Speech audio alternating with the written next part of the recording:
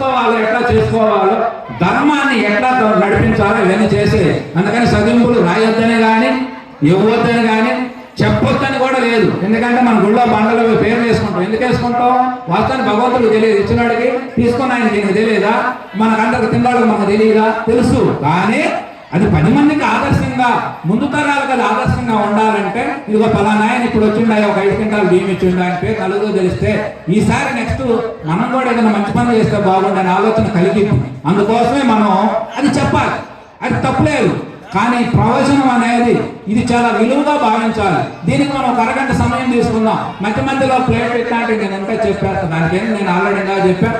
మళ్ళీ కూడా ఎంత చెప్పినా కొనసాగేది కొనసాగుతూనే ఉంటుంది అన్న కాబట్టి అయినా మన ధర్మం ప్రకారం మనం చెబుదామండి, చేద్దాం. ఇట్లా మరి కృష్ణుడు ఎన్ని రకాలుగా చెప్పినా కూడా ఆ యొక్క వాళ్ళు ఎవరు వినకపోతే అప్పుడు రేపు డిసెంబర్ 1 తారీఖు గీతా జయంతి, ఆ రోజే గీత ప్రారంభమైంది. కృష్ణుడు అర్జునుడికి బోధించిన రోజుగా యుద్ధం ప్రారంభమవుతుంది. అట్లని చెప్పి ఆయన రిటర్న్ వచ్చి పాండవులంతా రెడీ చేసి అటు వాళ్ళు ఇటు వీళ్ళు మొత్తం 18 అక్షోహిణి సైన్యం పాల్గొన్నది. అందులో 11 అక్షోహిణి దుర్యోధనుడు, 7 అక్షోహిణి సైన్యం కృష్ణుడు మరి ధర్మరాజు సమకూరారు. వీళ్ళందరూ కూడా 2 వైపులా కురుక్షేత్రం అనేటువంటి ఆ యొక్క ప్రాంతంలో ఇవన్నీ కూడా ఏర్పాటు చేయడం జరిగింది. యుద్ధం మొదలైన తర్వాత 2 వైపులా భువన పాండాలని దద్దరిల్లేలా గుర్రాలు, ఏనుగులు, రథాలు కిక్కిరిసేటట్టు మరి 18 లక్షల అంటే 21 లక్షల మంది పైన సైన్యం ఈ మొత్తం కూడా ఆ యొక్క కురు అనేటువంటి ప్రదేశానికి చేరేసరికి చేరిన తర్వాత ఇప్పుడు అర్జునుడు ఏమన్నాడంటే, బావా ఎందుకంటే అప్పుడే తెల్లని గుర్రాలు 4 గుర్రాలు కట్టుకొని శ్రీకృష్ణ భగవానుడు రథసారథి అర్జునుడు గాంధీవం ధరించి చక్కగా బంగారం పొదిగినటువంటి రథం, మరి రథం పైన కపి హనుమంతుడు చక్కగా రావటం జరిగింది. వచ్చిన తర్వాత అర్జునుడు చెప్పిన మాట ఏమిటంటే, బావా ఒక్కసారి ఎవరెవరితో మనం యుద్ధం చేయాలో ఏమో ఒకసారి మధ్యకు రాని చూద్దామంటే అర్జునుడు అప్పుడు 14 సంవత్సరాలైంది వాళ్ళ బంధువులందరినీ. అందుకాటి ఆయన రావడం జరిగింది. వచ్చిన తర్వాత కృష్ణుడు చేసుకొని మధ్యలో ఆపాడు. మధ్యలో ఆపిన తర్వాత అన్ని వైపులు చూసేసరికి ఎటు చూసినది ఇక్కడ ఉన్న మన బంధువుల్లాగా అందరూ బంధువులే కనపడ్డారు ఆయనకి. ఎత్తుకొని సాగిన తాత, విద్య నేర్పిన గురువు గారు, మేనమామలు, మనవాళ్ళు, మన బంధువులు రకరకాలు ఎటు చూసిన అందరూ వాళ్లే కనపడ్డారు. ఇదేంది అందరూ మన వాళ్ళని ఏళ్ళతో యుద్ధం చేసి వీళ్ళందరినీ సంహారం చేసి మనం ఏమి చేయాలనేటువంటి ఆయన మెత్తటి మనసు, మమకార మనసు ఆ క్షణాన ఆయనకి యుద్ధం చేయడానికి మనసు సమకూలంగా లేదు. ఎందుకంటే ఆయన అర్జునుడు వాస్తవాన్ని మహాభారతంలో అర్జునుడు లాంటి వీరుడు మరొకరు లేరు. రామాయణంలో రాముడు ఎంతో, మహాభారతంలో అర్జునుడు అంత ధనుర్విద్యుడు అంత గొప్పవాడు. అయినా ఆయన మనసు మెత్తబడి ఆయన ఒళ్ళంతా రోమాలని నిక్కరపొడిచి చేతిలో గాంధీవం జారిపోయింది. ఎందుకంటే బంధువు ప్రీతి కలిగింది, వీళ్ళందరూ మనం సంహారం చేయాలా ఇవన్నీ. అప్పుడు కృష్ణుడు అప్పుడు చెప్పినది ఏమిటంటే, అప్పుడు ఇదంతా ఎట్లా జరిగింది, ఇదంతా అసలు ఎట్లా తెలుసు, ఈ భగవద్గీత ఆయన చెప్పినది మనకెట్లా అనే విషయాన్ని మనం తీసుకుంటే యుద్ధానికి ముందే వేదవ్యాస మహర్షి వచ్చి ఇదంతా వేదవ్యాస మహర్షి ఆజ్ఞ ఆయన యొక్క సారాధ్యంలో నడుస్తూ ఉంటుంది. మన భారతం అనేది మొత్తం ఆయనే కదా సృష్టికర్త. వచ్చిన తర్వాత ఈ యొక్క యుద్ధం జరుగుతున్నప్పుడు ధృతరాష్ట్ర మహారాజు దగ్గరికి ఆయన వేదవ్యాస మహర్షి వచ్చి అప్పుడు ఆయన అడిగితే ఆయన ఏమన్నాడంటే, నాయన యుద్ధం ఇంకా ఏమిటి దీని మార్గం అంటే, మార్గం ఏమి లేదు, ఇది అనివార్యం, ఇది జరుగుతుంది, మొత్తం జరగాల్సింది జరిగింది, నువ్వు గుండె తిట్టా చేసుకొని ధైర్యంగా ఉండు, నువ్వు చూడటం తప్ప చేసేది ఏమి లేదంటే అప్పుడు ధృతరాష్ట్రుడు బోరు నేడిస్తే ఏడవలసిన పని లేదు, ఇది దైవ సంకల్పం, ఇది ఆగేది కాదు, నువ్వు నేను ఆపిది ఆగదు అందుకాటి ఆయన చెప్పి అలా చెప్పిన తర్వాత ఆయన ఏమన్నాడంటే, దీన్ని ఎట్లా మరి అంటే ఏమి లేదు, నువ్వు చూస్తానంటే, ఎందుకంటే ధృతరాష్ట్రుడు కళ్ళు లేవు కదా, నువ్వు చూస్తానంటే నీకు దివ్య దృష్టిని ప్రసాదిస్తా చూడమని. నేను చూడలేని ఘోరాన్ని కానీ నేను చెవులారు వినగలుగుతానన్నాడు. అప్పుడు సంజయుని పిలిచి సంజయుడికి దివ్య దృష్టిని ప్రసాదిస్తాడు వ్యాస మహర్షి. అప్పుడు ఆయన జరిగే యుద్ధంలో జరిగే ప్రతి సన్నివేశాన్ని ఈ యొక్క ధృతరాష్ట్ర మహారాజు వివరిస్తూ ఉంటాడు. ఇప్పుడు ఇది ఈ సందర్భంలో ఇది జరుగుతుంది, ఈ సందర్భంలో ఇది జరుగుతుందని. ఇదే సందర్భాన్ని మనకు సంజయుడు ధృతరాష్ట్రుడికి ఇప్పుడు కృష్ణార్జునులు ఏం చేస్తున్నారంటే, ఇంకా వాళ్ళు యుద్ధంలోకి వచ్చారయ్యా, వచ్చిన తర్వాత యుద్ధం ఆపారు, 2 వైపులు చూశారు, జనాలు చూసి అర్జునుడు గాంధీవం చేతులను జారిపోయి రథంలో సతికులు పడ్డాడు అన్న తర్వాత కృష్ణుడు ఏం చేస్తున్నాడని నవ్వుతున్నాడు. ఇదేమిటయ్యా, నువ్వు ఇంత గొప్ప వీరుడివి, నువ్వు ఇట్లా ఇదేలా, నిన్ను నమ్ముకోరా కదా నీ ప్రజలంతా యుద్ధానికి వచ్చింది అని చెప్పి అన్న తర్వాత అర్జునుడు ఆ రకంగా చెప్తే ఆయన బావా మనం ఎంత మన బంధువులు మనవారు సొంతవారు వీళ్ళందరినీ సమ్మానం చేసుకొని ఈ యొక్క నెత్తిటి కూడుతో మనం తిని మనం ఈ రాజ్యాన్ని పాలిస్తే ఏముంది, పాలియకపోతే ఏముంది, అడుక్కొని తింటే వచ్చే నష్టం ఏమిటి, అడవుల్లో తిరిగితే మాత్రం మనం పోయే లాభం, మనం పోయేది ఏముంది అని అంటే ఇవన్నీ గొప్ప గొప్ప పండితులు మాట్లాడే మాటలు మాట్లాడుతున్నాయి. మంచిదే, కానీ ఇవన్నీ ఇక్కడ మాట్లాడకూడదు, యుద్ధం రాకముందు మాట్లాడుకోవాలి ఇవన్నీ. అందుకే ధర్మం మన గొప్పది, ధర్మాన్నే కృష్ణుడు నాకు బోధించింది. ధర్మం ప్రకారం నువ్వు క్షత్రియుడివి, నీ ఆస్తులు పక్కవాడు దోసుకున్నాడు, నీ భార్యను అతను సరిపెట్టిండు, మిమ్మల్ని మొత్తాన్ని అవమానపరిచిండు, 14 ఏళ్ళు చేసి అడవుల్లో పెట్టిండు, అయినా నువ్వు మళ్ళీ ఈ జాతి చూపేది ఏమిటి? కాబట్టి ధర్మం ప్రకారం నువ్వు క్షత్రియుడిగా నువ్వేం చేయాలి అది చెయ్యి. నేను ధర్మాన్ని మాత్రమే నేను చెబుతాను, యుద్ధం చెయ్యమని వద్దని నేను చెప్పను. ధర్మం ప్రకారం నువ్వు చేయాలి కాబట్టి చెయ్యాలని అంటే ఇది ధర్మోపదేశం, ధర్మరక్షణ, ధర్మ అనుష్ఠానం అనేది రాముడు కృష్ణుడు మనకి ధర్మానికి ప్రతీక. రాముడు అంటేనే ధర్మం. అట్లా ధర్మాన్ని అంటే పరిపూర్ణ మానవ అవతారం రాముడు. ఎట్లా కుటుంబ విలువలు, మానవతా విలువలు, సమాజ విలువలు ఎట్లా నడుచుకుంటే మానవుడు సుఖంగా ఉంటాడు, కుటుంబం ఐక్యతగా ఉంటది, నిలువైన ప్రేమ ఆప్యాయతలు పొందగలుగుతాడు, సమతాభావం ఎలా ఉండాలి, ఒక క్షత్రియ రాజ్యాన్ని ఎలా పాలించాలి, ఇవన్నీ రాముడు ద్వారా మనం నేర్చుకోవాలి. కృష్ణుడు తత్వం ఇది. కృష్ణుడు అంటే పూర్ణ జ్ఞానావతారం. కృష్ణుడు అందుకే పరమాత్మ అంటాం. పరమాత్మ అంటే పూర్ణమైనటువంటి దానిని పరమాత్మ అనేది. అట్లాంటి పరమాత్మ యొక్క స్వరూపం, పరమాత్మ జ్ఞానాన్ని సంపూర్ణంగా పొందినవాడు కనుక కృష్ణుడు పరమాత్మ స్వరూపం, కృష్ణ పరమాత్మ అంటాం. కృష్ణుడు అంటే జ్ఞాన స్వరూపం పూర్తిగా. అట్లాంటి జ్ఞానం ఏం చెప్పింది? సత్యాన్ని దర్శింపజేస్తుంది, ధర్మాన్ని ఆచరింపజేస్తుంది, సద్మార్గాన్ని ప్రజలకు బోధిస్తుంది. గీతోపదేశం అంటే ఏమిటి? గీత అంటే ఏమిటి? నీ రాతని నీవు నీ చేతులతో నువ్వు రాసుకోవచ్చు. నీకేం కావాలో, నువ్వేమవ్వాలనుకుంటున్నావు తెలుసుకో. మన కర్మ సిద్ధాంతం, మన భగవద్గీత ఏం చెప్తుంది? అదే కృష్ణుడు చెప్పింది. భగవద్గీత అంతా కూడా కర్మ, భక్తి, జ్ఞానం ఈ మూడే ఆయన బోధించింది. 3 6 18 అధ్యాయాలు, 6 షట్కాలు, 18 అధ్యాయాలు, 701 శ్లోకం. అందులో మనకి సంజయుడు చెప్పినటువంటిది 84 శ్లోకాలు.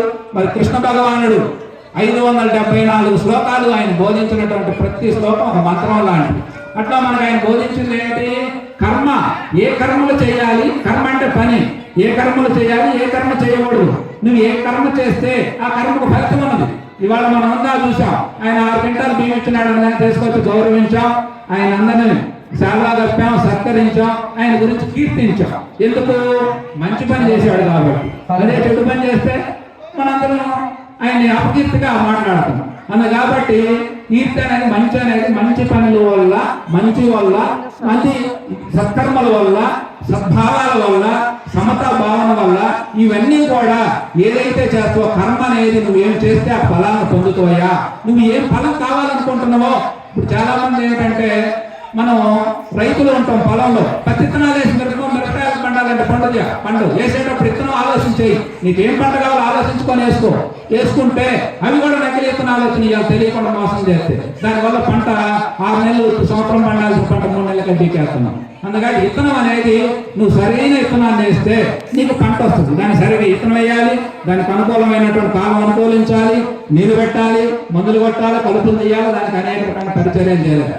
అట్లాగే కర్మ సిద్ధాంతం మనకి ఏం బోధిస్తుంది? భగవద్గీతలో కర్మ అంటే నువ్వు సత్కర్మలు చేయి, నువ్వు సత్ఫలితాలు పొందగలుగుతావు, నువ్వు దుష్కర్మలు చేస్తే దుష్ఫలితాలే పొందుతావు. అందుకని నీకు అసలు ఏం కర్మ, ఏం ఫలితం, నీ మనసు ఏం కావాలని కోరుకుంటుంది? ఈ లోకంలో మనందరం ఏమనుకుంటాం? మమ్మల్ని బాగా మంచివాడు అనుకుంటే బాగుండు, మమ్మల్ని కీర్తిస్తే బాగుండు, మమ్మల్ని ఎవరైనా చూడగానే గౌరవిస్తే బాగుండు, ప్రేమిస్తే బాగుండు అనుకుంటాం. ఇవన్నీ ఎక్కడి నుంచి వస్తాయి? నీవు దానికి తగ్గట్టు నడుస్తుంటే వస్తాయి. అలాగే కర్మలో నుంచి భక్తిలోకి వస్తే, భక్తి అనేది శుద్ధమైనటువంటి భక్తి కలిగి ఉండాలి, శ్రద్ధతో ఉండాలి, ఆర్తితో ఉండాలి, నిజమైనటువంటి జిజ్ఞాస కలిగి ఉండాలి. ఇలాంటి భక్తి అనేది ఆచరణ పూర్వకంగా నవవిధ భక్తి మార్గాల్లో అనుసరిస్తూ ఆ భక్తి విధానం అంతా మనం కొనసాగాలి. భక్తి అంటే వాళ్ళ వ్యాపార భక్తి అయిపోయింది. వ్యాపారం అంటే స్వామి నీకు అది ఇస్తే నాకు ఇది ఇస్తా అన్నట్టుగా తయారైంది. అది భక్తి సూచక కాదు. భక్తి అంటే భక్తి జ్ఞానం వైపు ప్రయాణం చేయాలి. జ్ఞానం కృష్ణుడు ఏ జ్ఞానం అయితే బోధించండో అన్ని కర్మలు చేయండి, కానీ దేనికి అంటకుండా ఉండే మరి నిత్య కార్యోన్ముఖుడై ఉండాలి. కర్మని వదిలిపెట్టమని అసలు మనకి ఏ గ్రంథాలు చెప్పు. నువ్వు కార్యోన్ముఖుడివై నిత్య ప్రయత్నశీలుడివై నువ్వు ఎన్నిసార్లు అయినా చేయాలి. ఉదాహరణకి ఈ కార్యక్రమం ఉంది, నాకు శుక్రవారం కార్యక్రమం జరగాలని ఫోన్ చేశారు మనవాళ్ళు. శుక్రవారం ఇక్కడ మీ అందరికీ తెలుసు, శుక్రవారం ఆగింది, మళ్ళీ శనివారం అన్నారు, శనివారం ఆగింది, మళ్ళీ వాడు ఆదివారం అని. అయినా కృష్ణుడు చేసిన పనే మన వాళ్ళు చేశారు. ఎన్నిసార్లు ఆగినా మేము మళ్ళీ ప్రయత్నం చేసినాం, మళ్ళీ పని చేసినాం, దాన్ని మళ్ళీ సఫలీకృతం చేశారా?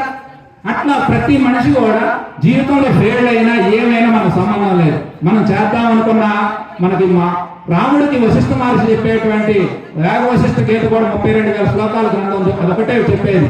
నువ్వు మన సంకల్పంలో ఎప్పుడు సత్సంకల్పాలు కలిగి ఉండు, నిత్య ప్రయత్నశీలుడు అయి ఉండు, నువ్వు సత్కర్మ అనుష్ఠాన పరుడు అయి ఉండు, నీ పని నువ్వు చేస్తావు అనుకో, అదే ఏదో ఒకనాడు దేరి అన్న. కాబట్టి నువ్వు అట్లా మంచి పనులు ఏమైనా చేయాలి అని చెప్పి మనకు ఆ గ్రంథం బోధిస్తుంది. కృష్ణ భగవానుడు అయితే ఇక అందరికి అతీతమైనటువంటి విధానంలో మనకు భగవద్గీత అన్ని గ్రంథాల యొక్క సకల గ్రంథాల సారంగా మనకు వెలువడింది. అట్లాంటి గ్రంథం శ్రీకృష్ణుని మొదటగా వెలువడటం వల్ల అది ఇంకా పవిత్రమైంది. అది అనుష్ఠానం, సత్యానుష్ఠాన గ్రంథం. ఎప్పుడు ఇవాళ మొదలైందా? ఎప్పుడో 5,163 సంవత్సరాల క్రితం ఇదే రోజున బోధించినటువంటి గ్రంథం. ఇట్లాంటి గ్రంథం మానవుల్ని అందరినీ కూడా కార్యోన్ముఖులను చేస్తుంది, కర్మ బంధ విముక్తులను చేస్తుంది. అంటే పనిలో పురిగొలిపి అనుష్ఠానం చేపిస్తుంది, కానీ చేసిన తర్వాత దానికి అంటకుండా విడబడుతుంది. ఇది గొప్ప విషయం. మిగతా మహాత్ములు అందరూ కూడా మనం ఏ మహాత్ముడైనా తీసుకోండి, బుద్ధుడిని, క్రీస్తు, ఇట్లా మొహమ్మద్ ప్రవక్త, ఇతర ఏ దేవుళ్ళని తీసుకున్నా వాళ్ళందరూ చెప్పింది ఏమిటంటే లోకంలో ఉన్నది ఒకటే, ఉన్నది భగవంతుడే, కానీ అందులో నుంచి 2 మంచి చెడు అనేవి 2 వెలువడింది. ఆడ మగ, పగలు రాత్రిలాగా. అట్లా వెలువడిన దాంట్లో మీరు దుఃఖపడుతున్నారు కాబట్టి మంచిగా బ్రతకండి, సంతోషంగా బ్రతకండి, ఆనందంగా జీవించండి, ఐకమత్యంగా ఉండండి, ప్రేమ కలిగి ఉండండి, ఇవన్నీ మనకు బోధించడం జరిగింది. కానీ శ్రీకృష్ణ భగవానుడు మనకు చెప్పినది ఏమిటంటే ఇవన్నీ కలుపుకున్నాడు ఆయన కూడా. భగవద్గీతలు ఇవన్నీ కలిసి ఉన్నాయి, కానీ దీనికి అతీతంగా చెప్పడం జరిగింది. వీటన్నింటిని మించి దీనికి అతీతంగా ఏం చెప్పిండంటే ఇవన్నీ చెయ్యండి. కానీ వాళ్ళందరూ చెప్పింది ఏంటంటే ఏదో ఒకటి కావటం. అంటే అంతకుముందు నువ్వు చెడ్డవాడు అనుకోండి, మంచివాడు కావటం. అంతకుముందు తాగేవాడు అనుకోండి, తాగుడు మానేసి గుడికి పోవటం. కానీ కృష్ణ భగవానుడు చెప్పేది ఏమిటంటే నువ్వు ఎన్ని చేస్తున్నావు, ఇది చేయి అది చేయి, కానీ దేనికి అంటకుండా ఎలా చేయాలో చెప్పిండు. తామరాజు మీద నీటి పొట్టు అంటుంది రీతిగా. అలా చేస్తే కృష్ణ భగవానుడు స్వయంగా చెప్పిన మాట ఏంటంటే నువ్వు వేలకు వేల మందిని సంహారం చేసినా నీకు అది ఆ పాపం నీకు అంటదని చెప్పి. అది ఎట్లా అంటే ఇప్పుడు మన రాజ్యాంగం ప్రకారం ఏమైనా చేస్తే దానికి మనం బాధ్యత వహించవలసి ఉంటుందేమో, కానీ దేహం, మనసుకు కానీ ఆత్మకు కానీ నీవు కర్తృత్వ భావన లేకుండా అంతా దైవ స్వరూపమే నడిపిస్తున్నది అనేటువంటి జ్ఞానాన్ని పొందితే ఆ జ్ఞానం వల్ల నీకు ఎట్టి దుఃఖం కానీ ఎట్టి బాధలు కానీ నీకు ఎట్టి జన్మలు కూడా లేకుండా పోతాయని చెప్పి మన భగవద్గీత బోధిస్తా ఉంది. ఏమి ఆహారం తినాలి, ఎలా తినాలి, ఏం మాట్లాడాలి, ఎలా మనసును అదుపులో పెట్టుకోవాలి, మనలో ఉన్న గుణాలు ఏమిటి, ఇట్లా ఒకటి చెప్పి ఒకటి చెప్పకుండా కాదు, అనేక రకమైనటువంటి మార్గాలన్నీ మనకు బోధించినటువంటి శ్రీకృష్ణ భగవాను యొక్క మరి అద్భుతమైనటువంటి కర్మ, భక్తి, జ్ఞానం, ఈ మూడింటిని కలిపి మూడింటి ద్వారానే మనకు భగవద్గీత చక్కగా అందించడం జరిగింది. అట్లా మరి కృష్ణ భగవాన్ ఏమయ్యా మరి నిజమేనా మనం ఏం చేసిన అంటకుండా ఉండొచ్చా అనే విషయాన్ని మనం తీసుకుంటే కృష్ణుడు మనకి అర్థం కాదని ఆయనకు తెలుసు. వీళ్ళకి చెబితే అప్పుడు మాట చెప్పవచ్చు, చెబితే అర్థం కాదు, అందుకని ఆచరించి చూపిద్దామని ఆయనకి 8 మంది భార్యలు, 81 మంది సంతానం, రాజకీయ చతురత, ఇయ్యంకుళ్ళు, ఇయ్యపరాళ్ళు, ఆఖరికి అంత దేవుడైన కూతురు ఉన్నది, ఆయన అల్లుడు కాళ్ళుగడి కన్యాదానం చేసిండు, నెత్తి నీళ్లు చదువుకున్నాడు అన్నీ నటిస్తాడు ఆయన. అంతే, ఆయన నటనలో జీవితంలో నటిస్తాడు అంతే. ఆయన పాత్ర అంతా అలా ఉంటుంది. అందుకని నేను చేశాక మీరు కూడా చేయండి, అదే ఆయన మనం చెప్పే తత్వం. ఇప్పుడు మనం ఏమనుకుంటాం అంటే నిజం అనుకుంటాం. ఈ సంసారం ఇప్పుడు మనం గుడికి వచ్చాం, రసేపు ఏదో పొందించాను, 4 మాటలు చెప్పాం, మేము అన్నంటే మేము వెళ్ళిపోతాం, మీరు అందరూ వెళ్ళిపోతాం, కానీ స్వామి ఉంటాడు. అట్లాగే ఇదంతా కూడా శ్రీకృష్ణుని యొక్క దృష్టిలో ఏమిటంటే ఈ భూమి అనేది ఒక రంగస్థలం లాంటిది. మనం అందరం పాత్రలు వేస్తున్నాం, నటన. ఈ నటన అనేది ఆయన స్పష్టంగా తెలుసు. అందుకని భూమిని ఒక బంతిలాగా, ఒక నాటకం లాగా ఆడినటువంటి వ్యక్తి శ్రీకృష్ణుడు అనమాట. అంత గొప్ప తత్వవేత్త, అంత జ్ఞానమూర్తి, సత్యానుష్ఠానం, ఆయన ధర్మ రక్షణ, లోక శాంతి స్థాపన కోసం జన్మించినటువంటి వాడు. అంత గొప్ప మరి జ్ఞానం ఇంతవరకు ఎవరు ఆ స్థానాన్ని భర్తీ చేసిన వాడు లేరు. అందుకే ఆయన జగద్గురువుగా, యశో గురువుగా మరి ఇట్లా మనం అనేక రకాలుగా కీర్తిస్తూ ఉంటాం. అట్లాంటి కృష్ణ తత్వం అనేది అంత గొప్పది. మానవుడు అంతకంటే మార్గం లేదు, మనం తెలుసుకోవాలి. మనకు అందించిన భగవద్గీత మార్గం చెప్పే మాట ఏంటంటే కలియుగం మొత్తానికి 4,32,000 సంవత్సరాలకు సరిపడేంత సంపద అంటారు. ఈ 5,000 సంవత్సరాలు కాదు ఇప్పుడు మన